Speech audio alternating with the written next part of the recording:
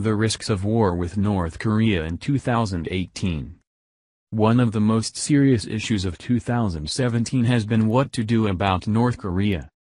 In September, Jong Un's regime tested a large nuclear weapon underground, claiming it was a hydrogen bomb.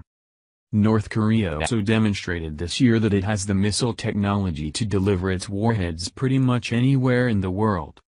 Kim's regime in Pyongyang has also deployed inflammatory rhetoric, even threatening to bracket the U.S. territory of Guam with missiles. Kim's regime in Pyongyang has also deployed inflammatory rhetoric, even threatening to bracket the U.S. territory of Guam with missiles.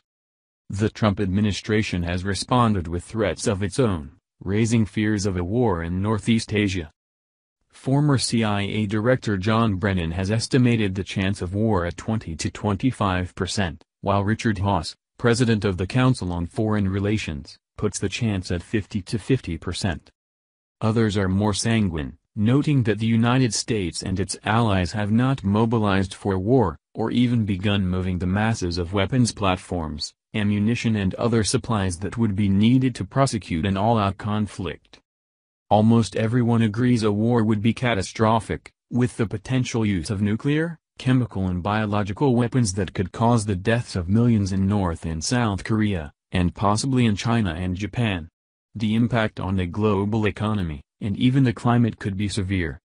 North Korea says its nuclear weapons program is designed to deter any U.S. attempt at regime change.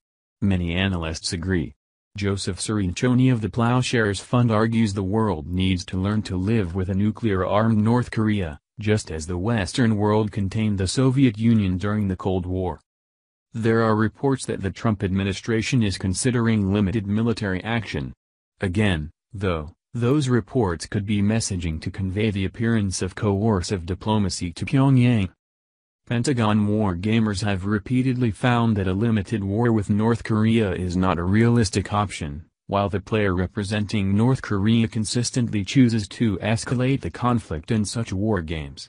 Most analysts add that conventional weapons are unable to take out underground missile sites, making the only realistic U.S. option for a preemptive strike being a nuclear attack.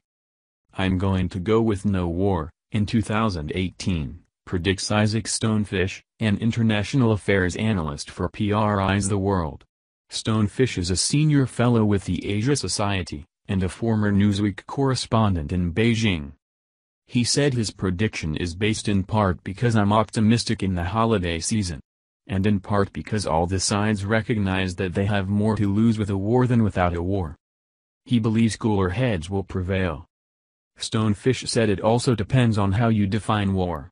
One could see the likelihood of a small shooting skirmish, with a few soldiers dead on either side, as far more likely.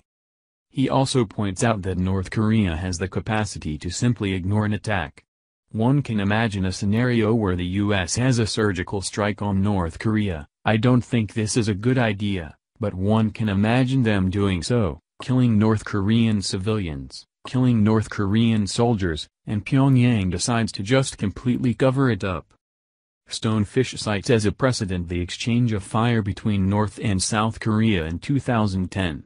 The North Koreans shelled a South Korean island, killing 4 people. The South Koreans responded. We don't know exactly how they responded, but presumably, North Koreans died as well. And then the North Koreans basically just dropped it. Stonefish has another concern. "My biggest worry," he said, "is that Trump faces a more serious domestic crisis, feels like he's really losing the grip of his base, and decides to do something against North Korea to regain popularity." But he said even that is not likely. "I just don't think he, Trump, or the people around him will ever be in a situation, and again maybe this is just me being hopeful, where they feel their best option, or their only option, is to attack North Korea."